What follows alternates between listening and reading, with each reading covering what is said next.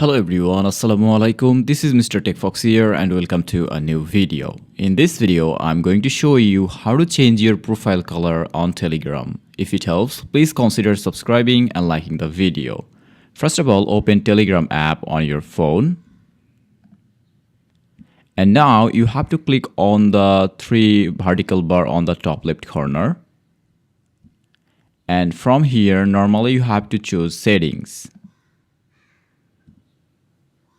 Now, click on the three dot again, and from here choose Change Profile Color. Now, select the color that you want to set, and then click on this Apply Style button. But to do that, you have to purchase a Telegram Premium.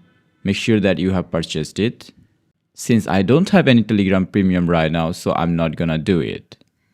That's all for today's video, how to change your profile color on Telegram. Thanks for watching.